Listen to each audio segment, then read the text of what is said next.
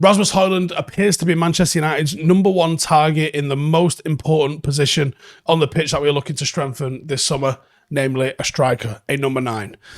Harry Kane seems to be off the table, although I've got a sneaky suspicion that United are going to go test Tottenham's resolve a little bit later in the window. I think they've gone in, been told a massive fee and gone, all right, cool, we'll see what you say a little bit closer to the end of the window. Victor Osimhen, little bit of rumblings last week, but it's really sort of fell off, and there hasn't really been any concrete talks about that for a good while, it seems. The announcement of Antony Martial's departure and the fact that United are actually negotiating with Atalanta for Højlund makes this certainly one that we need to look at. So we're going to do a video looking at how Rasmus Højlund fits in. I'll run through some of the attributes, how I expect him to fit in. It's not as complex as the incorporation of Mason Mount with Bruno as a pair of 8s. If you've not seen that video, go check one out.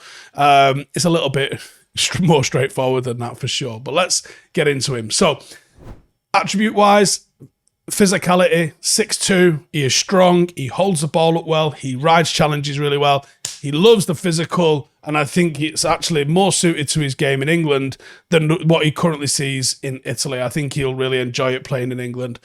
He has got pace, he is deceptively quick, he is a powerful runner, and he can threaten in behind as well. I think you probably see that maybe more than we're expecting to see it.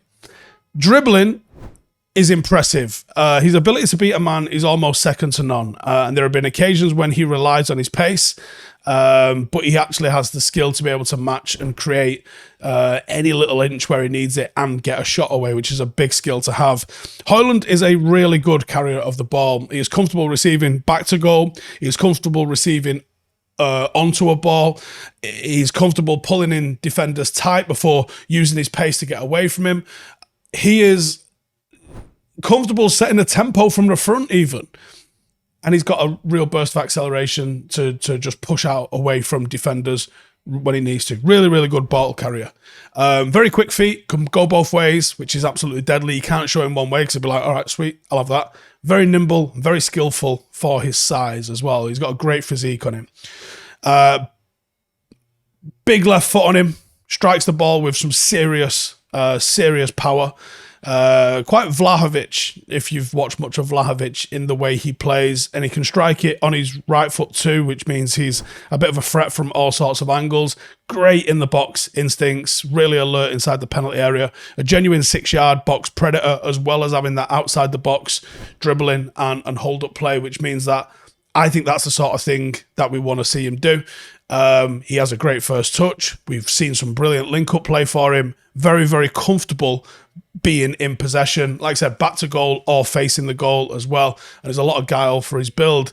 And the reason why I think Ten Hag wants him is he works extremely hard off the ball. He energizes those around him by leading from the front, and he really, really sets the tone on the press. And I think that's one of the big reasons. Yes, we can do all of this, but this is probably what ticks the final box, I think, for Ten Hag. So we look at how he fits in. I think one of the differences between Ajax and United under Ten Hag is the simplicity of tactics in a final third. Now, this might be because he's not really had the time on the training pitch to implement them, and being at a club for 8-9 months doesn't mean you've had the training time, especially when we've had a game every 3 days and a World Cup in the middle of this. So some things are just going to take time to implement. Ten Hag usually doesn't require too much movement or complex sort of positioning from his centre forward in a system. Generally, like we saw it with Haller, he likes his centre forward to stay as a central focal point of the team. Nothing groundbreaking there, and also no problem with that. That's a great position for a centre forward to occupy. He likes them to make runs, likes to see inverted movements taking place. So the striker in the system generally has a central zone to sort of attack while others are pulling defenders away from him. And he likes to try and use movement towards the ball as a bit of a disguise for where the striker can then pop up and go and score a goal. Højlund loves peeling off the side of a centre-half and entering the channel between a full-back and a centre-half, which can be a really, really effective place to start attacking. He likes to pull off into the left channel, which allows a left-footed finish right across the keeper into the opposite corner. That's probably his most used finish. He often makes runs from the central zone into that area. So if you're playing a team that's got a bit of an adventurous right back, he's going to fire off into that sort of zone and bully that defender in that area just a little bit. I think that he could really work well with Marcus Rashford tucking inside. I think you could also have opposite runs as he goes out towards the left. If Marcus Rashford peels off around and runs in between the two centre-halves, you're going to have that right side centre-half in a back four is going to be stuck in two minds. Do I go with Højlund or do I try and cover Marcus Rashford? Can the guy behind me get in and go and cover Marcus Rashford? What about if there's somebody on the far side wing? We're 1v1. We need to be +1. Oh shit, problems. So I think that sort of movement blends really well with what Marcus Rashford would offer in the final third.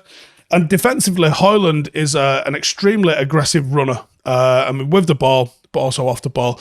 And his pressing is fucking raw, for want of a better word. He runs hard and often, rather than sort of calculated, angled, and really precise sort of pressing. It reminds me a little bit of Tevez, like a bit of a Duracell bunny that's very angry and he's coming to steal your change. I think it'll improve under Ten Hag as it gets more technical pressing into him, and he'll be used to guide the ball carrier into a zone where he's going to try and play unfavourable passes or to unfavourable players rather than just herring at people and seeing what happens. And he is a really young forward, and that's why I think he's got bags of room for improvement. And he has big qualities to explode and become a real star. I don't quite think he's at the genuine, like, Haaland, Ruud van Nistelrooy, world-class striker kind of level. I think he'll probably max out a little bit underneath that, but still excellent and still very good, especially if he realises his potential at a club like Manchester United. He's got cult hero status written all over him. I think he scores goals. Whether or not he's the genuine Ballon d'Or contender, realistically, probably not. But he's another one out of that Nordic pipeline that I think he's built for the Premier League, and I think he's built for an Erik Ten Hag style team. He'll be a fantastic focal point. And at 20 years old, I think Højlund has got the potential and the time to improve. And I could see Højlund and Rashford regularly rotating who would play as the 9. Takes a bit of the pressure off Højlund not being like this 30 goal a season or we're in the shit kind of striker. Long term, he does have the potential to be able to score that number of goals. There's a reason we're in for him. There's a reason Atalanta are asking for 80-odd million for him. I don't know if I'd be happy paying 80-odd million for him, but there's a reason that they're asking. Let me know your thoughts in the comments. I'll see you in the next one. Hey, thank you for watching the video. If you are new around these parts, then don't forget to subscribe. My channel is proudly supported by my community on Patreon. If you'd like to get a little bit of extra content, a Discord group, meetups, five-a-side games, weekly podcasts, behind the scenes, and even an occasional bit of transfer news as and when I get it, then for the price of a pint, you can show your appreciation for the content that we make and get some goodies for doing so as well. Check the link in the description or click the button right here. You'll also find all of my socials here too if you want to follow me on any of those platforms. Nice one.